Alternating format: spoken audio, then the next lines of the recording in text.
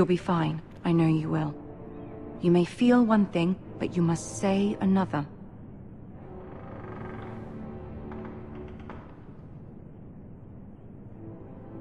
Good luck.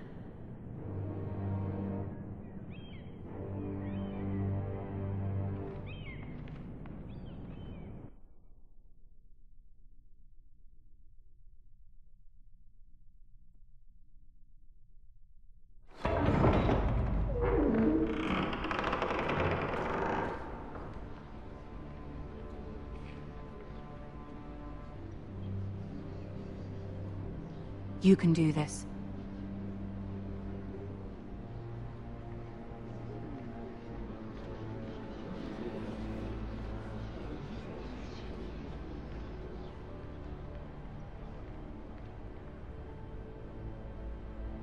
Ah, Lady Marjorie.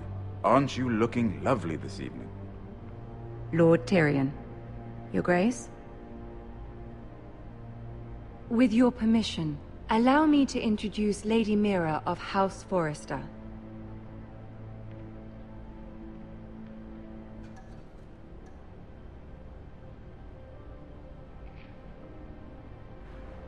Your Grace. The girl knows her courtesies. Impressive. You may rise. House Forrester is a northern house loyal to the king. Are they? I beg your pardon, Your Grace. I wasn't talking to you. I want to hear from the girl. Is your family loyal to the king? Perhaps you should ask the new Lord Forrester. He's not here, is he? She is. The girl can speak for her house. Joffrey is the one true king, Your Grace. And yet, for centuries the Forresters have been loyal bannermen to House Stark. A house of traitors.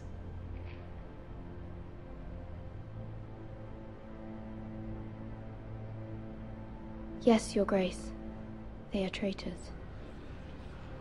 The Starks were your liege lord, yet you name them traitors so easily. I take it this is the kind of loyalty the king can expect from you. If you have any loyalty at all.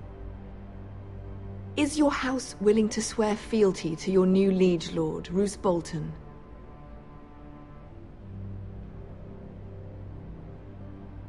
He is the Warden of the North, Your Grace. He is. And I the Queen Regent, and Tyrion the Master of Coin. The girl has a remarkable talent for answering questions while in fact saying nothing at all. Old allegiances are not easily abandoned. But now that the war is over, we must look to rebuild and forge new alliances. There are ships and shields to be built, and Joffrey will need a steady supply of ironwood for his armies. I'm told there are others who would happily serve that purpose, but I trust we can rely on House Forrester. Forster Ironwood does seem rather unique. Yes, Your Grace. It would be a shame to see it fall into the hands of another house. I imagine you'd do almost anything to prevent that from happening, wouldn't you? Ask any Lannister, and they'd do whatever was necessary to save Casterly Rock. It would be unfortunate to see another house lay claim to what's yours.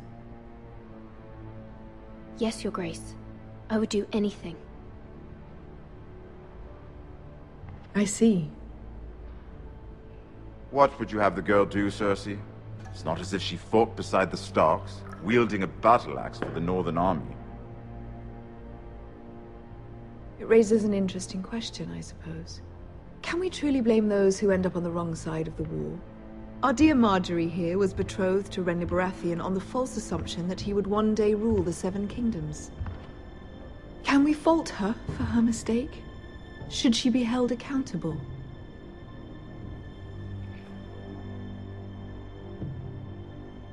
She was just following her heart, Your Grace.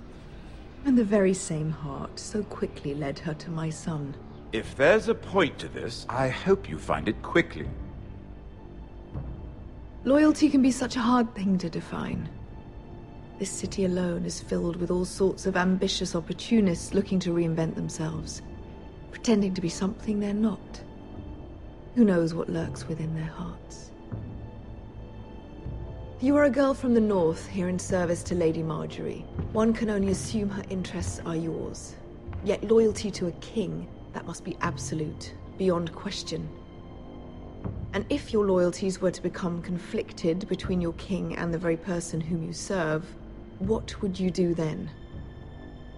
I'm sure she Let the would... girl answer the question. Go on. I would be true to the king, Your Grace. Well said. I was beginning to worry you didn't have your priorities straight.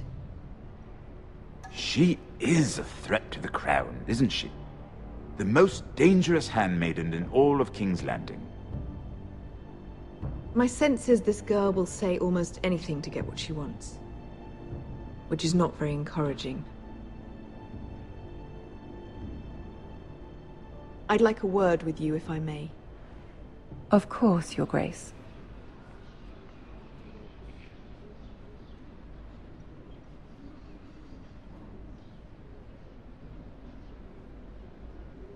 I'll walk you out. This may come as a surprise, but I met your father once, at the tourney at Lannisport. Even then he didn't trust Roose Bolton.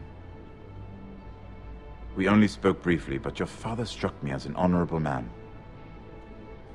You have my condolences for his loss. These would be trying times for your family, even under the best of circumstances. These are trying times, my lord. My family fears what might happen now that the Boltons rule the North. They must still answer to the crown. You shouldn't forget that, nor should they. That certainly took courage. To so publicly declare your loyalty to Joffrey for all to hear.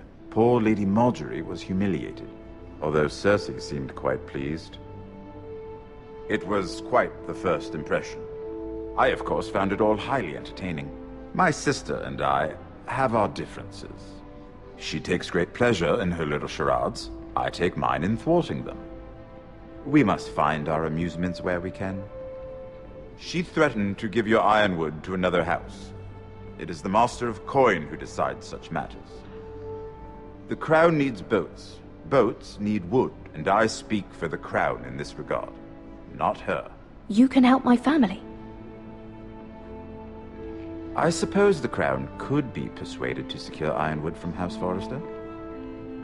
Lady Marjorie might not look favorably on such an alliance, and it would infuriate Cersei. Although what would be amusing for me might prove rather dangerous for you and your house. Are you willing to risk that? It may be far too dangerous. In fact, forget I even suggested such a thing. It's a risk I'm willing to take, Lord Tyrion. Please. You are a brave girl, aren't you? I'll consider it.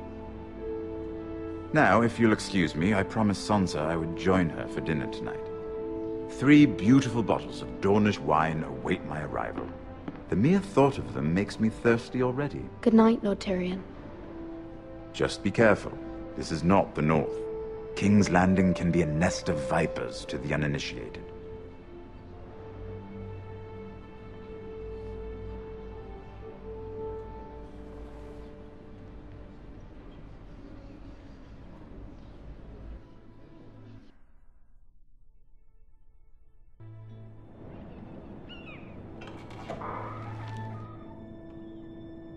Mira, I was worried.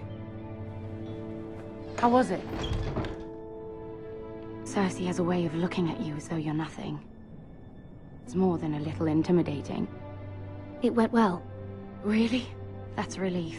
Cersei is known for being rather difficult. Lady Marjorie has spent the entire day working on seating arrangements for the wedding. Of course, you and I are seated way at the back, here with the 4th cousins and the 9th-born sons. Ah, Sir Jaime. I wouldn't mind tarnishing that white cloak of his. Sarah! What? It's true. And Oberyn Martell, the Red Viper. I'm told he has a paramour, which I doubt is Dornish for wife. He is quite handsome. And quite passionate, from what I've heard. Perhaps Lady Marjorie could make the right introductions. Who knows? We might meet our future husbands. Although, marrying a king, I can only imagine what that would be like. Would you marry Joffrey if it meant you'd become queen? He does have a certain look about him, and he's always treated Lady Marjorie well, which is more than you can say for his mother. I'd marry anyone if it helped my family. Right, of course. Well, I would marry him.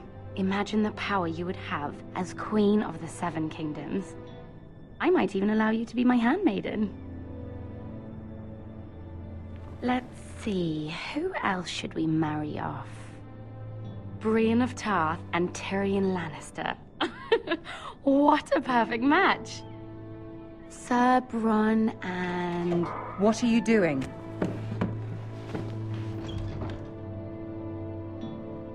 Well? Sarah? We're sorry, my lady. We were just having fun. This is not a game. It's a battle plan. Allies and enemies can be made with every move. Yet they say it is men who are powerful. The Queen was pleased by your display, Mira. I'm just glad it's over. King's Landing can be exhausting sometimes. There's always someone to please or some perceived slight to smooth over. I fear it will only get worse when I am queen. Once they know your true heart, the lords and ladies will have no choice but to love you. Do you agree?